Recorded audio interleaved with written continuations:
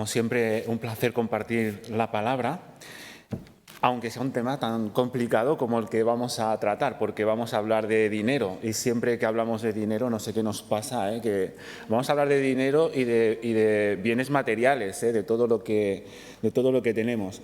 Y vamos a hablar porque, en definitiva, Jesús habló de este tema y habló profundamente, como vamos a ver en esta mañana.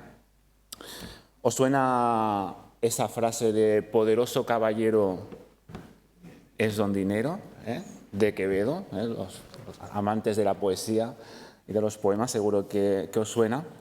Y cuánta verdad, ¿no? Podríamos leer todo el poema, que tiene mucha sátira detrás, ¿verdad? Y poderoso caballero es don dinero. Cuántas voluntades mueve, cuántas vidas mueve el dinero, las posesiones, en definitiva, lo material.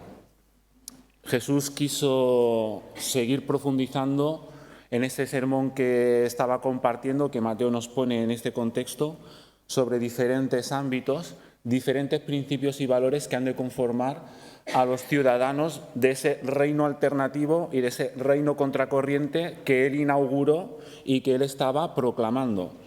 Y ya hemos estado reflexionando sobre algunos de esos principios y valores, y ahora pues va a profundizar sobre cómo tratar las cosas materiales, porque también en este aspecto Dios tiene una propuesta alternativa y contracorriente para los ciudadanos de su reino, para todos nosotros.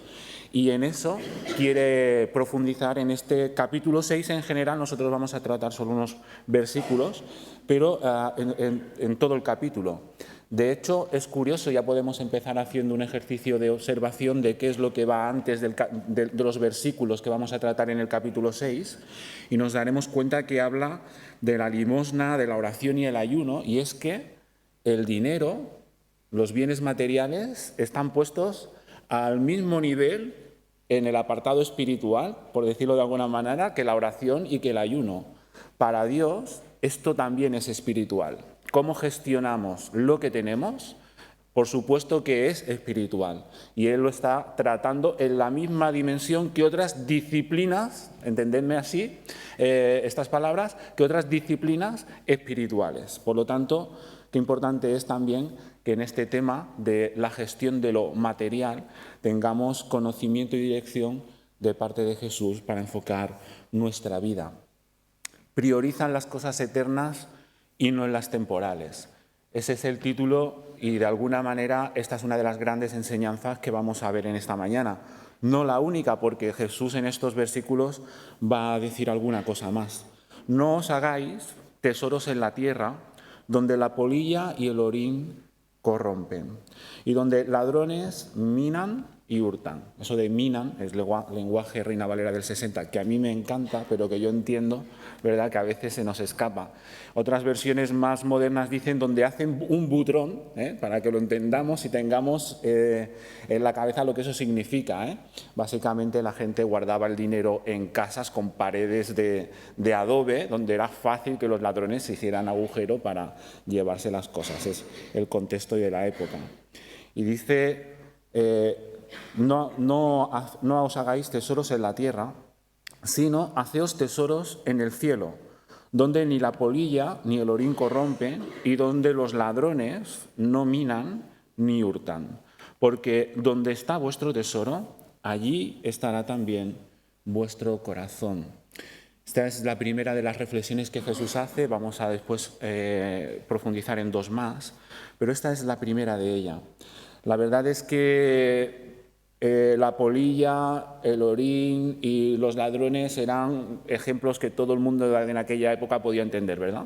Y de aquella época y de la nuestra. La ropa, te puedes comprar la mejor ropa del mundo, pero si no la cuidas, y en aquella época obviamente la gente no tenía tanta ropa como tenemos hoy en día, obviamente la polilla era temida y combatida, ¿verdad?, porque se quedaban sin un bien muy preciado, la túnica con la que vestían, y no tenían muchas túnicas en su armario para cambiar cada día, ¿no? Por lo tanto, era un bien apreciado, pero era perecedero, se podía destruir y se podía perder.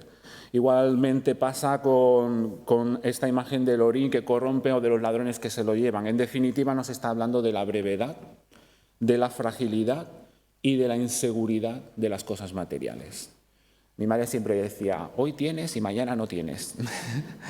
La sabiduría de una mujer, madre de 6 niños, ¿no? Por la familia numerosa, hoy tienes, mañana no tienes. Las ha visto de todos los colores, ¿verdad? En lo económico, pero es así, todos podemos tener conciencia de lo que estoy diciendo.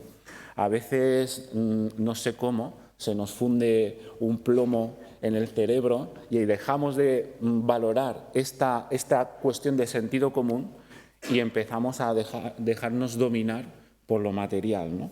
Pero en definitiva Jesús empieza pues haciendo una sencilla valoración desde el sentido común sobre lo que realmente significan las cosas materiales. Son breves, son frágiles y se pueden perder de un día para el otro. ¿En eso vas a poner tu confianza? ¿En algo tan breve, tan frágil y que puedes perder tan fácilmente? ¿Sobre eso vas a construir tu vida, en definitiva? Jesús viene a decir, bueno, no parece que sea la decisión de más sentido común ni la más sabia. Propone otra cosa Jesús. ¿Por qué no te haces tesoros en los cielos? La verdad es que cuando nosotros hablamos de tesoros en los cielos, ya tenemos una idea, que a todos nos viene a la cabeza, ¿verdad?, de lo eterno, como es el título de la predicación, de algo que ya no es temporal, algo que ya no será tan breve ni tan frágil y que no vamos a perder. Ya está cambiando el marco de referencia al 100%, pero esto de tesoros en el cielo era una frase habitual en el judaísmo. Y los que estaban escuchando el sermón sabían concretamente a qué se estaba queriendo referir Jesús cuando estaba hablando de tesoros en los cielos. No era una cosa abstracta, era una cosa bastante concreta. Y si vamos, por ejemplo, al pasaje de Lucas, a ese pasaje paralelo, donde también se hace eco de estas palabras del Sermón del Monte del evangelista Lucas, dice, vended lo que poseéis y dad limosna. Haceos bolsas que no envejezcan, tesoros en los cielos que no se agote, donde el ladrón no llega ni polilla destruye. Es interesante cómo Lucas rehace ese material, pero es también interesante la referencia que hace Lucas, porque es más concreto. Vended lo que poseéis y dad limosna, haceos bolsas que no envejezcan. Y es que ese tesoro en el cielo tenía mucho que ver con dar limosna, y es curioso que en ese capítulo 6 de Mateo empieza el capítulo 6 hablando de la limosna, precisamente, hablando de ayudar a quien lo necesita. Está hablando de esa generosidad, de preocuparte por aquel que tiene menos que tú. Por tanto, eso de los tesoros en los cielos no es una cosa abstracta que podemos ver flotando, espiritualmente hablando, no es una cosa muy práctica, y Lucas así lo recoge. También Mateo, el mismo evangelista, hablando, exponiendo esa conversación que Jesús tiene con el joven rico, dice que Jesús le dijo, si quieres ser perfecto, anda, vende lo que tienes y dalo a los pobres, y tendrás tesoro en el cielo. Por lo tanto, tesoro en el cielo es algo muy concreto. Tesoro en el cielo tiene que ver con dar de lo que tú tienes al que menos tiene. Tiene que ver con generosidad, tiene que ver con preocuparte de la gente que está a tu alrededor. Esta era la connotación de tesoros en el cielo. Por lo tanto, Jesús está poniendo en cuestión, ¿realmente es conveniente y sabio acumular tesoros?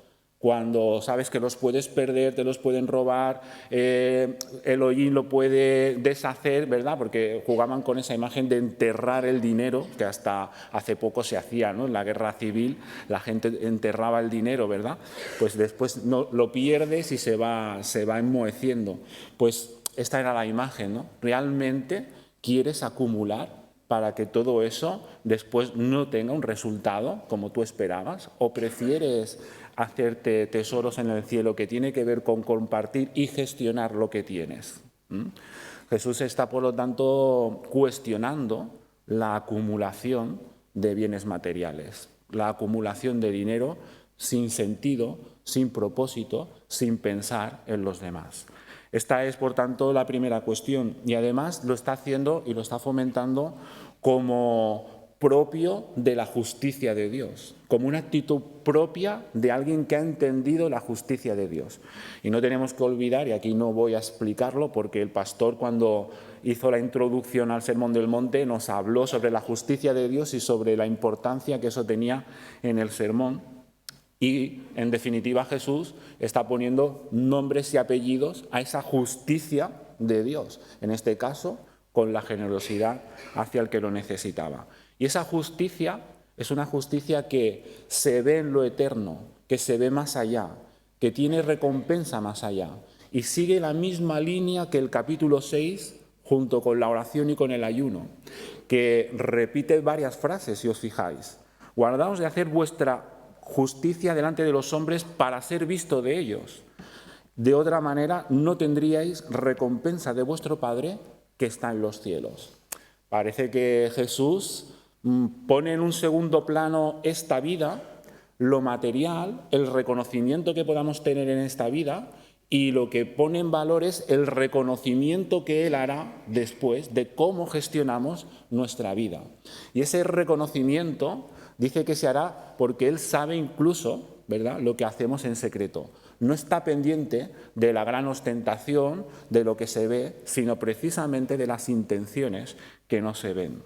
Lo mismo dice sobre la limosna, y estamos hablando de versículos del capítulo 6, del mismo capítulo que estamos meditando. Hemos dicho el 1, el 4, para que sea tu limosna en secreto, y tu Padre que ve en lo secreto, una vez más, te recompensará en público.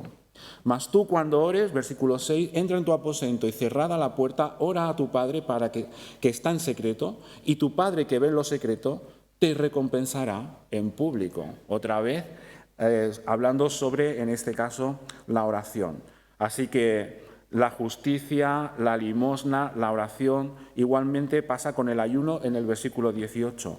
Para no mostrar a los hombres que ayunas, sino a tu Padre que está en lo secreto, a tu Padre que ve en lo secreto, te recompensará en público. Así que parece que todo el capítulo está enfatizando y poniendo en valor que deberíamos tener muy claro que a la hora de tomar decisiones sobre cualquier tema, en este caso también sobre las materiales, deberíamos de ver cuál es el objetivo que estamos buscando. ¿Qué queremos? ¿Qué tipo de recompensa queremos recibir? ¿Es la material, la de aquí, la temporal, la que tiene un final?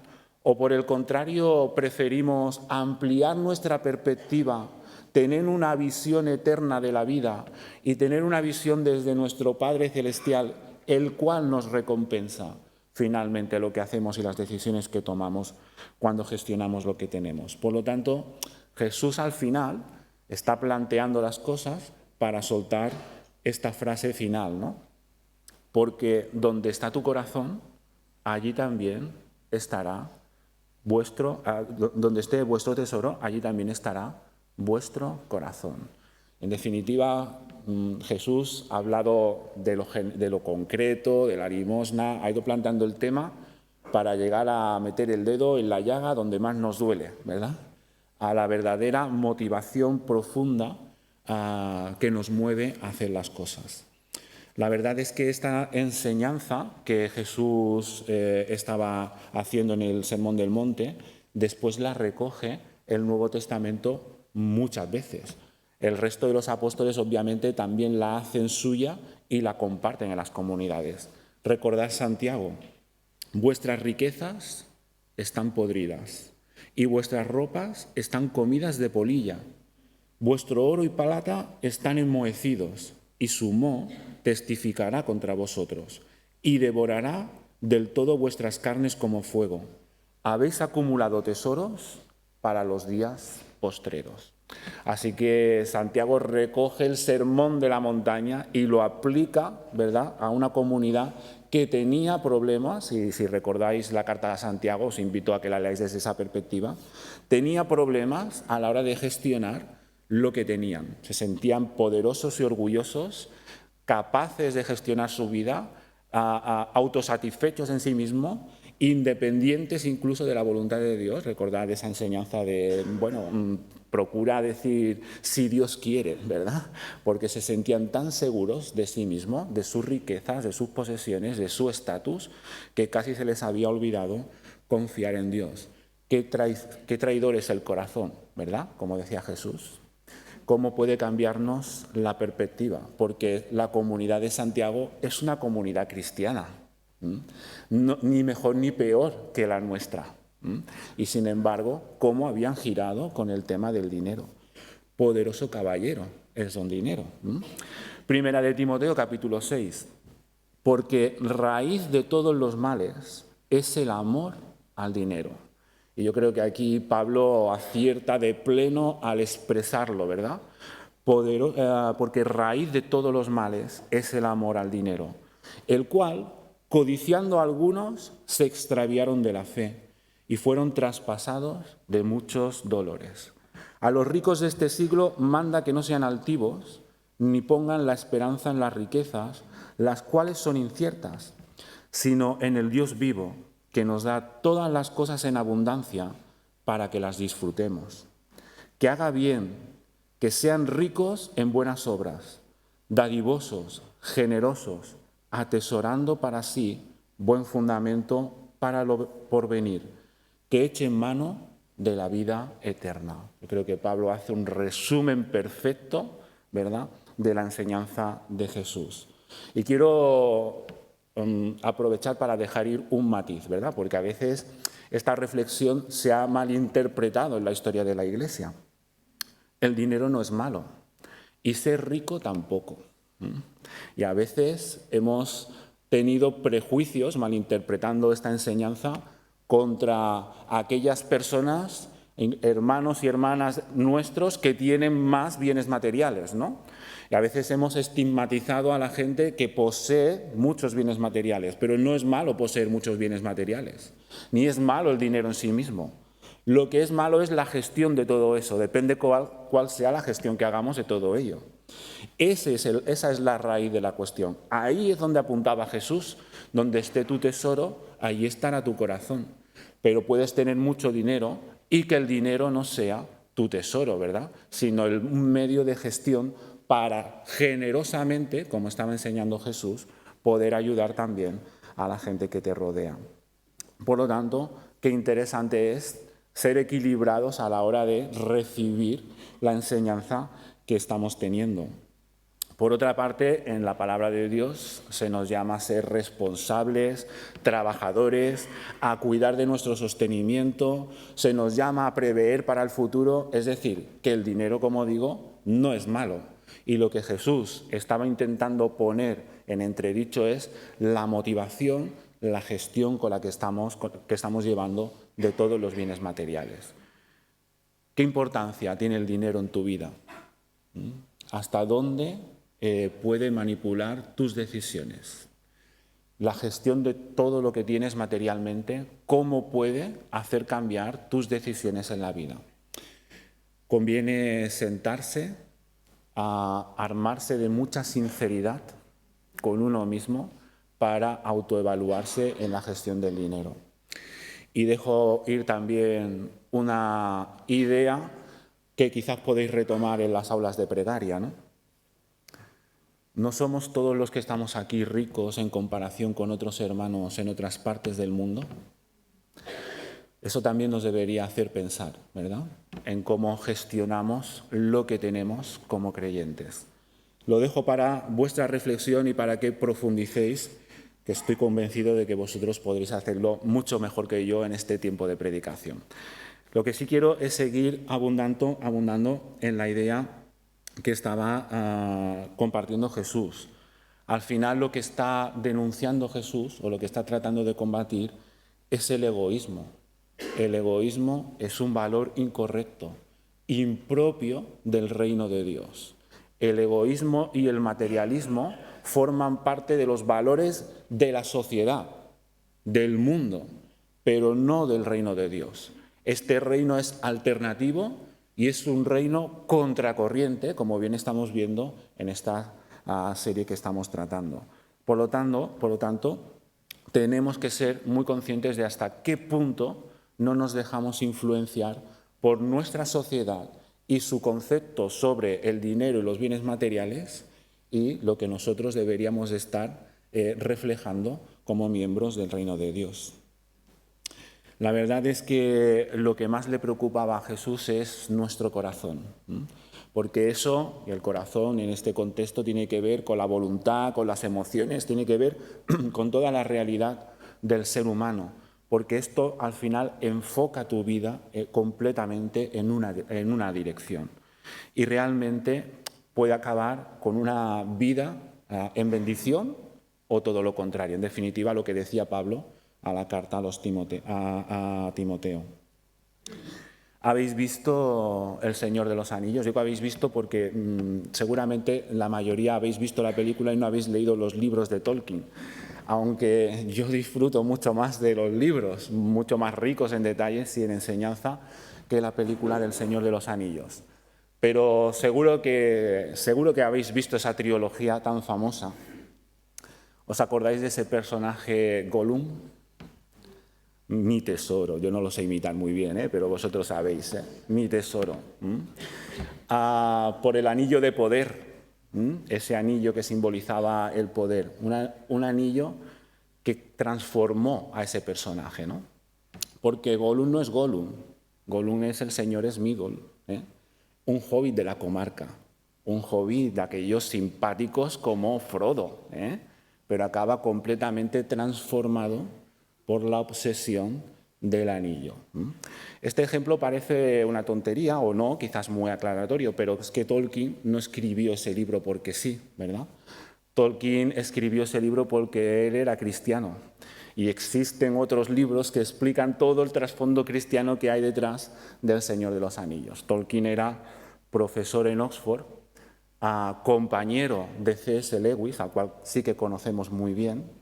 Fue Tolkien quien le habló del Señor a C.S. Lewis, por él se convirtió, compartían club de debate literario en la universidad, por él se convirtió. Tolkien era católico, pero ya sabéis que C.S. Lewis prefirió ser protestante, eso no le gustó a Tolkien, pero puede tener el mérito de ser el que habló del Señor a C.S. Lewis. Por lo tanto, sus obras sí que reflejan valores del reino. Y la transformación de ese personaje refleja el principio de Jesús que estamos comentando en esta mañana. Es la transformación de un corazón que, siendo generoso, siendo bueno, acaba totalmente destruido por la obsesión por lo material. Por lo tanto, un punto más para reflexionar, ¿verdad?, sobre lo que estamos hablando. Quisiera acabar este punto de reflexión haciéndoos pensar un poquito más, ¿no? Porque realmente vivimos en un mundo materialista y egoísta, antes hemos hecho mención, y todo está construido sobre eso. Algunos definen nuestra sociedad como una sociedad de consumo. Existimos para consumir. La publicidad es una de las grandes industrias y motores de nuestra economía y existe para que consumamos, para fomentar el materialismo, ¿no? Da una imagen también creada artificial de quiénes deberíamos de ser. En definitiva, tanto tienes, tanto vales. Y si veis los anuncios de coches, juegan mucho con esa idea, ¿no? Yo cuando estudiaba Relaciones Públicas nos hacían analizar anuncios y publicidad constantemente. Y realmente te das cuenta de cómo quieren influenciarnos, ¿verdad?, para que realmente tengamos. Pero el tener está relacionado con el ser, con el corazón, con cómo tú te sientes y cómo tú te ves. Por tanto, qué interesante reflexionar en qué sociedad tan difícil para vivir el principio de Jesús. Qué sociedad tan difícil para ir contracorriente, porque es en eso en lo que consiste este principio, ¿verdad? Qué sociedad tan difícil, cuántas luchas diarias tenemos que tomar para poder persistir en las enseñanzas de Jesús. Lo dejo también para que vosotros podáis seguir reflexionando. Y una última consideración al respecto de esto. ¿Os acordáis la iglesia primitiva? Hechos, capítulo 2, tenían todas las cosas en común. No vamos a entrar aquí en si es utópico o no es utópico, se puede hacer, no se puede hacer. Bueno, lo que sí que está claro es que la palabra dice que la iglesia primitiva tenían todas las cosas en común, porque realmente habían entendido el principio de gestión de los bienes materiales que Jesús había predicado. Pronto lo pervirtieron. Imaginaos cómo Ananías y Zafira enseguida engañaron, haciendo ver que habían vendido, que habían dado lo que realmente no habían dado, ¿no? Pero durante un breve espacio de tiempo en la historia, la Iglesia consiguió hacer verdad a la enseñanza de Jesús. Quiero seguir con la reflexión. Ahora será un poco más corta en los siguientes 2 apartados del sermón que vamos a tratar. Y Jesús habla a continuación de la lámpara del cuerpo, obviamente en relación con lo que está diciendo. Y dice, la lámpara del cuerpo es el ojo, así que si tu ojo es bueno, todo tu cuerpo estará lleno de luz. Pero si tu ojo es maligno, todo tu cuerpo estará en tinieblas. Así que si la luz que hay en ti es tinieblas, ¿cuántas no serán las mismas tinieblas, no? La verdad es que Jesús hace aquí un juego de palabras muy interesante y además Jesús lo hace y Mateo lo recalca aún más, ¿no? Cuando lo escribe en griego, porque aquí se mezcla un poco la enseñanza judía y la cultura griega y todo nos ayuda a entender el pasaje.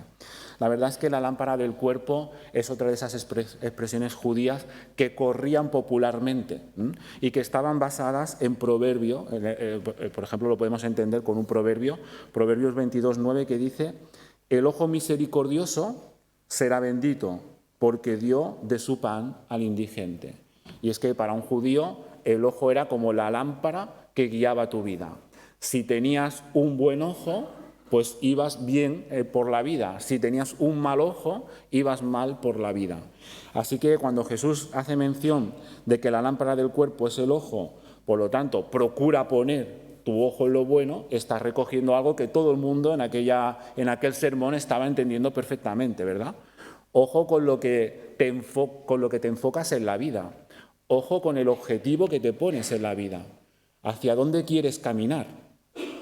¿Cuál es la decisión que vas a tomar para empezar a enfocar tu vida hacia ese camino? Porque es determinante. Si equivocas tu mirada y pones tu objetivo de vida en un sitio equivocado, obviamente acabarás mal. Así que Jesús está llamando a la reflexión profunda de qué decisión vas a tomar. Pero esto requiere de meditación previa. No puede ser que llegues en el momento que toca a ver cómo voy a gestionar yo mis bienes materiales. No. Es una decisión previa, es una cuestión de enfoque de vida, es una cuestión de principio de vida que uno ha de decidir previamente, tenerla muy clara para que siempre guíe tu dirección y tu camino en la vida. Por lo tanto, Jesús está poniendo el acento ahí. Pero además, como os decía, se juega con esa palabra de lo que es bueno y lo que es malo. Porque la palabra que se utiliza en griego, que no os la voy a decir, porque ¿para qué, verdad? Lo que significa es generoso. Así que ese bueno, eso bueno a lo cual se está refiriendo, es generoso. Así que si tú pones tu mirada y tu enfoque en ser generoso, irás bien. Por el contrario, si la pones en lo malo y la palabra malo es avaro, si lo pones en la avaricia, en el acumular, entonces irás mal. La idea es, una vez más, seguir profundizando en lo anterior, ¿verdad? En lo que Jesús había estado diciendo justo antes.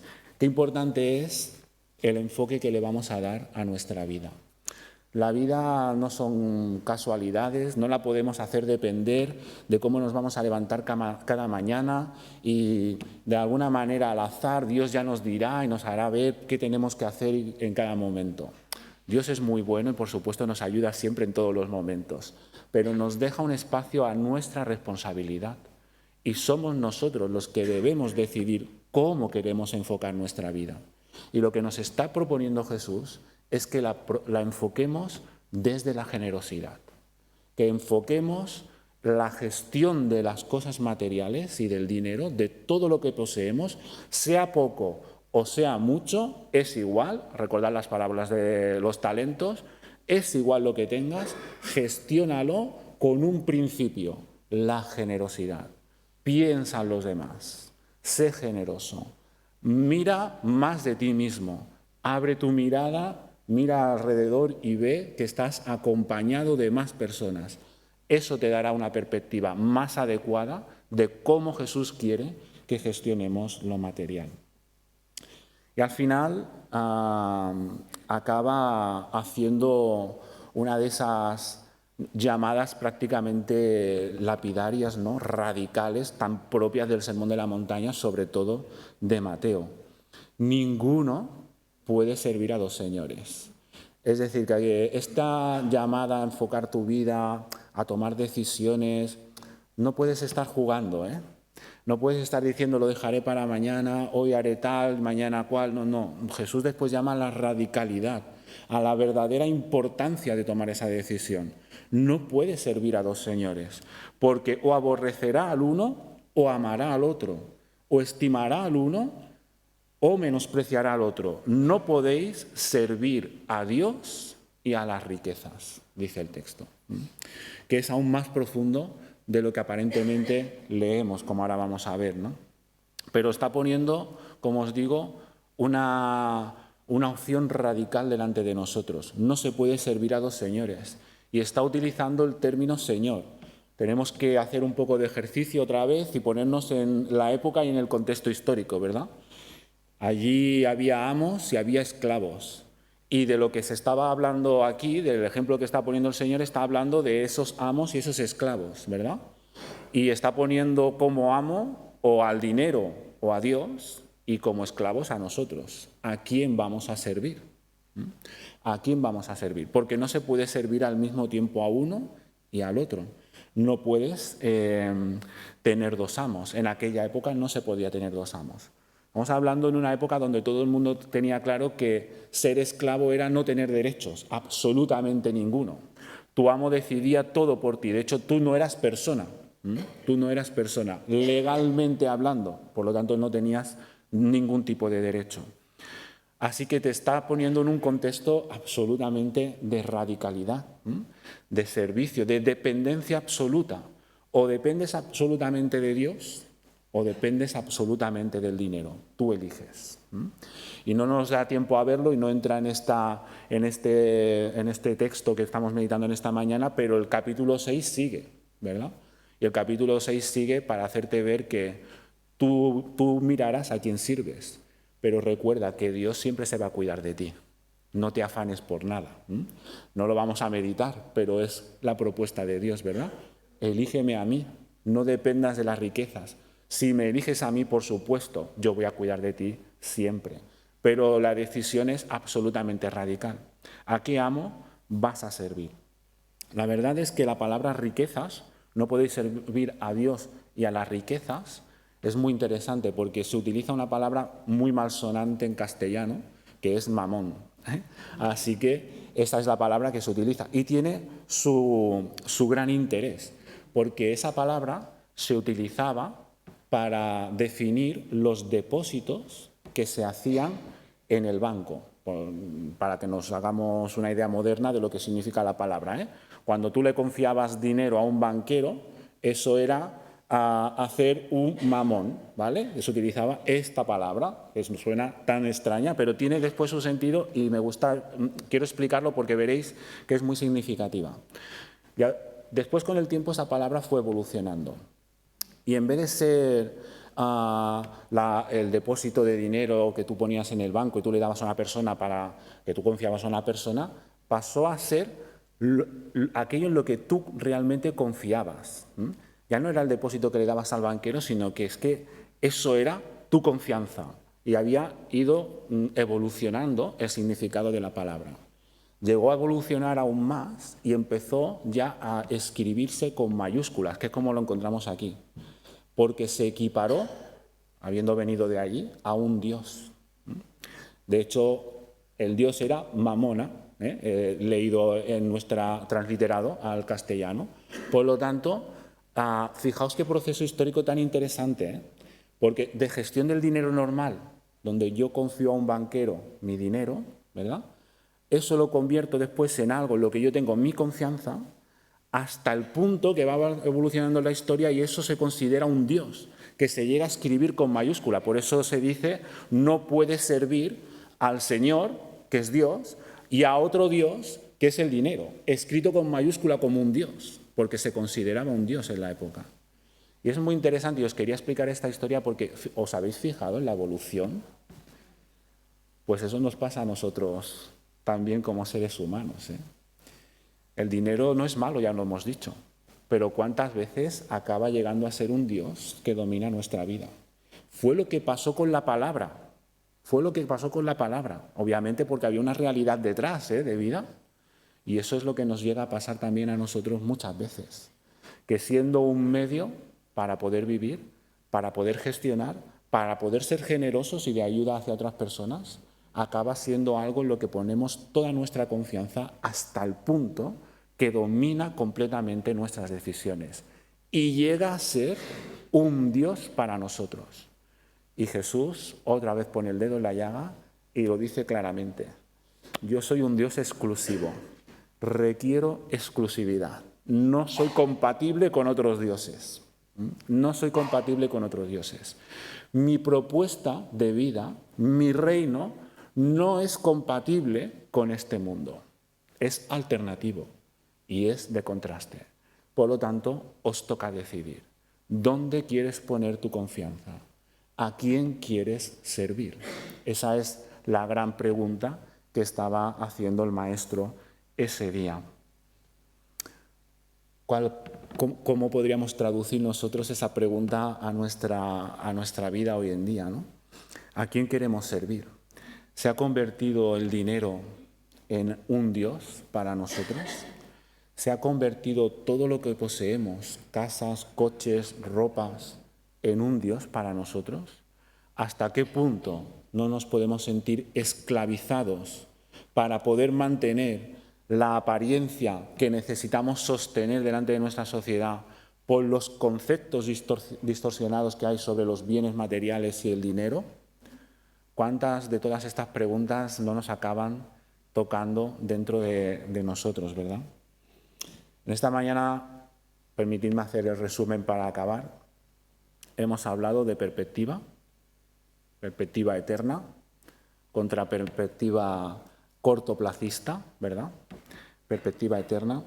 Hemos hablado de motivación correcta y hemos hablado que el texto nos habla de generosidad, con claridad, generosidad. Hemos hablado de enfoque, de visión, de grandes decisiones estratégicas de cómo queremos vivir nuestra vida, y eso es algo que nadie puede dejar para más tarde. Tenemos que tomar las riendas de nuestra vida y decidir por qué camino queremos que vaya, también en las cuestiones económicas. Y hemos hablado al final de lealtad y de servicio. De lealtad y de servicio. ¿A quién somos leales? ¿A nuestro Dios o al dinero? En esta sociedad no es fácil dar una respuesta clara y contundente, aunque nos gustaría, a esa pregunta. ¿Por qué? Si lo decimos hoy, a Dios, ¿verdad? Pero realmente es así. Vivimos en una sociedad consumista, dominada por el dinero, donde su Dios realmente es el Dios del dinero. ¿Hasta dónde nos afecta eso también a nosotros como creyentes? ¿Somos una sociedad alternativa y de contraste? ¿O es la sociedad la que nos ha entrado dentro y nos está haciendo a nosotros ser su alternativa y su contraste? Nos están llevando a su terreno. Importantes preguntas que yo espero que el Espíritu Santo nos ayude a cada uno de nosotros a gestionar. Y también como comunidad, ¿verdad? ¿Qué posición debemos de trabajar como iglesia? Desde luego, la generosidad motivada por un enfoque correcto de servir al Señor lealmente. Que el Señor bendiga su palabra.